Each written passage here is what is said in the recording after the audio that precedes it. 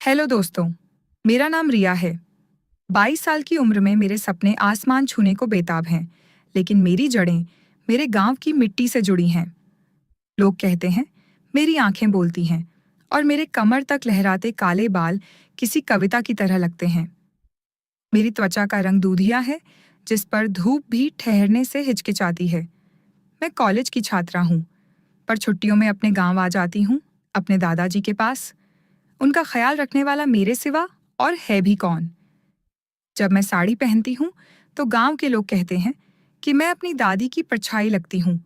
मैं थोड़ी चंचल हूँ, लेकिन मेरे संस्कारों की डोर बहुत मजबूत है। आज मैं आपको अपनी और दादाजी की वो कहानी सुनाने जा रही हूँ जिसने मेरी जिंदगी को हमेशा के लिए बदल दिया। यह कहानी थोड़ी लंबी है, पर यकीनन आपके रोंगटे खड़े कर देगी। बात उन दिनों की है जब मैं कॉलेज की छुट्टियां बिताने गांव आई थी। हमारा पुश्तैनी घर आज भी वैसा ही था। लकड़ी के भारी दरवाजे, मिट्टी से लीपी हुई दीवारें और खपरेल की वो छत जो चांदनी रातों में चमक उठती थी। दादाजी घर में अकेले रहते थे।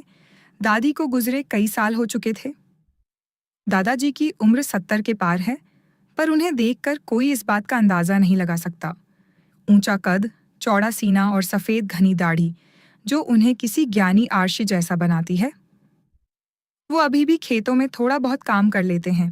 कहते हैं, इससे शरीर चलता रहता है।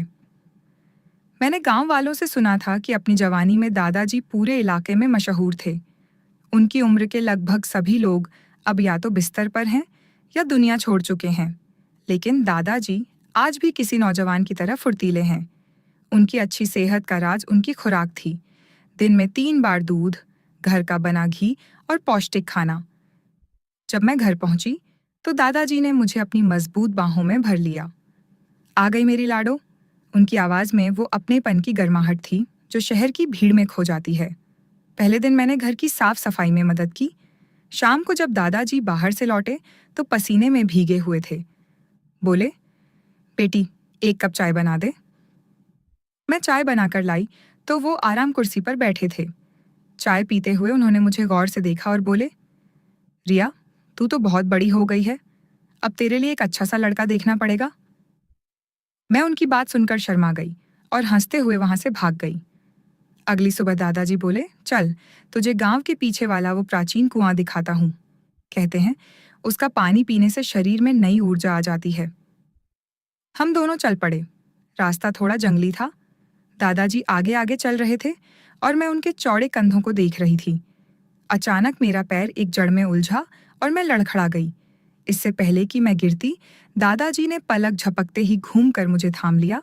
उनकी पकड़ बहुत मजबूत थी। संभल कर बेटी, ये रास्ते अनजान लोगों के लिए आसान नहीं हैं, उन्होंने कहा। हम कुएं पर पहुंचे। पानी सच में बर्फीला और मीठा था। दादाजी ने कहा, यह पानी सिर्फ प्यास नहीं बुझाता, यह उम्र को भी थाम लेता है।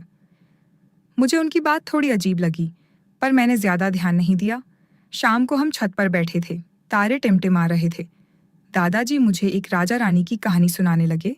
कहानी सुनाते सुनाते वो अचानक बोले, रानी इतनी खूबसूरत थी कि राजा उसकी खूबसूरती को हमेशा के लिए कैद कर लेना चाहता था।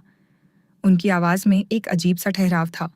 मैंने पूछा, दादाजी, क्या आपकी जिंदगी में भी कोई रानी थी? वो हंसे, हाँ, तेरी दादी, और अब तू है इस घर की राजकुमारी। अगले दिन वो मुझे एक पुराने खंडहर में ले गए। वहां दीवारों पर पुरानी तस्वीरें बनी थीं, जिनमें राजा रानी के साथ कुछ अजीब से रीति रिवाज दिखाए गए थे। एक तस्वीर की तरफ इशारा करते हुए दादाजी बोले, पुराने जमाने में लोग मानते थे कि कुछ रहस्यमयी तरीकों से शक्ति हासिल की जा सकती है। उनकी बातें मुझे किसी पहेली जैसी लग रही थीं। ऐसे ही दिन बीतते गए। दादाजी मुझे रोज किसी नई और सुनसान जगह पर ले जाते। कभी नदी किनारे, जहां उन्होंने कहा कि इस नदी का पानी यादें सहेज कर रखता है, तो कभी उस पुराने मंदिर में जहां कोई आता जाता नहीं था। वो मुझसे अजीब अजीब बातें करते, जैसे इस दुनिया में कुछ लोग चुने हुए होते हैं जिन्हें प्रकृति अपनी शक्तियां देती है। उनका व्यवहार दिन ब दिन रहस्यमयी होता जा रहा था।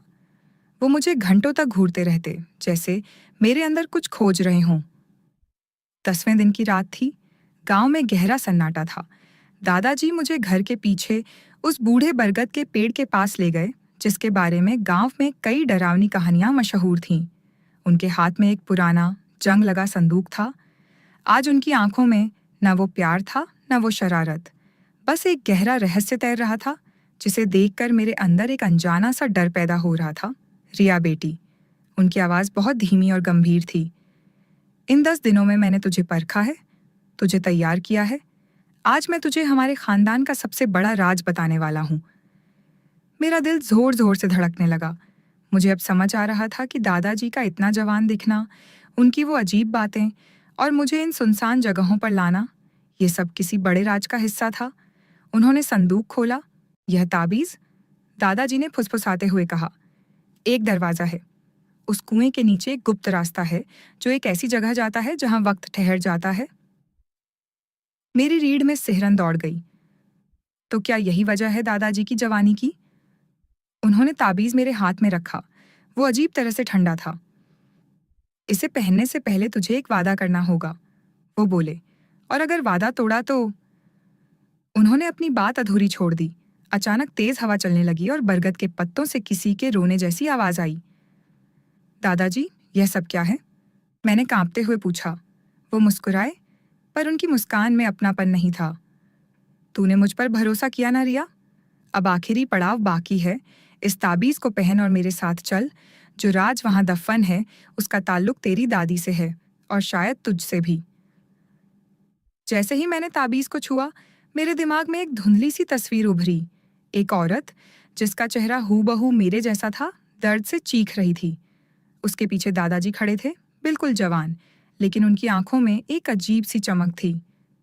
तस्वीर गायब हो गई।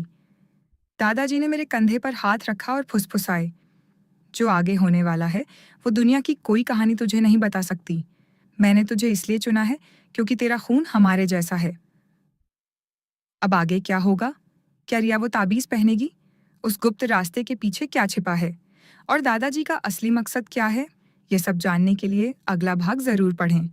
हमारी कहानी को और रोमांचक बनाने के लिए इस चैनल को सब्सक्राइब करें और लाइक करें।